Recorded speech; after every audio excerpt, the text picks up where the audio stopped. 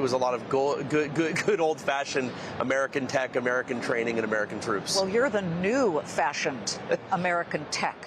What do you see as a role for Anduril? Because you are making autonomous vehicles of all kinds and weaponry.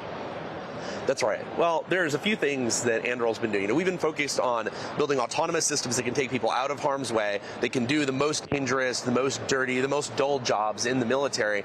And some of those end up being pretty cool. Right now we're about to start large-scale manufacturing of the first autonomous fighter jet that Anduril's had the opportunity to make, the YFQ-44 for the United States Air Force. No pilot. No pilot at all. It's an autonomous, loyal wingman that flies alongside U.S. airmen. So you have a combination of manned pilots and unmanned pilots, and they're able to take risks that a human pilot wouldn't take, to fly in ways that you wouldn't have a human pilot take. And by working together, you can achieve outcomes that'd be impossible otherwise, again, without putting human lives at risk. We're going into production on that this summer. We're ahead of schedule. We've already brought a bunch of people from our site in Columbus, Ohio to California, where we're headquartered. We've been doing training. We've been doing indoctrination. And we're actually already sending them back where they're helping stand up the factory. This situation with the oil tanker, to me, is really fascinating. You had the Coast Guard chasing this, and then you had the Russians sending a submarine to protect it. I don't know where they were, that they couldn't get there close enough, but we could have had a situation going down. You've got the Ghost Shark vehicle. That's an autonomous underwater craft. Well, that's another good example. We have U.S. customers for this. We have Australian customers for this. Anduril is building robotic, autonomous submarines that can do many of the things that in the past could only be done by manned submarines, and they are less than 1/100th of the cost. It is extraordinary how cheap you can make a submarine. You don't need to have most of the space used for keeping a large crew of people alive, and instead you replace that with computers and robotics that don't mind the pressure, don't mind the heat.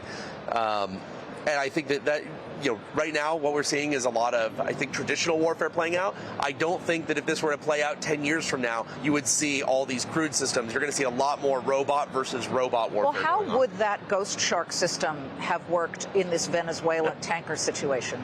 It's hard for me to speculate. My job is... Go for it. Well, look, I'm the techno head. I build the tools. There's people in our armed forces who are experts at how they employ those, the strategies that come up. They would probably say that those are, tactics and techniques that they might not want me necessarily revealing. But I can tell you this. If you're looking at a threatening nation like Russia, or like Iran, or like North Korea, you want to be going after them with systems where they know that you're not afraid to lose them. They know that if you put a U.S. carrier or a U.S. submarine up against their forces, there's a huge political, moral, and economic risk that you're going to lose it. Robots, not so much. And so I think that autonomous weapons are going to give our adversaries the confidence that we are willing to act, that we do not necessarily always impress upon them with things that would cost too much to lose. Well, you see, you left out one name, one country in that list, and that would be China. China just sanctioned 20 U.S. defense companies and some of their CEOs. That's right. You among them, Anduril right. and Palmer. So you are banned from going to China. It's an award I'm very, very proud to win. Anduril, my company, has been sanctioned for years, actually, but to finally personally be sanctioned, to be told that all my Chinese assets will be seized, that I can no longer enter China or any of their states that they've taken over. I'm very proud of that. Well, they cited U.S. arms sales to Taiwan. Are you selling or doing business with Taiwan? Or as they say that I'm selling to the separatist terrorist group that currently controls the island of Taiwan. And I'm a big fan of the separatists.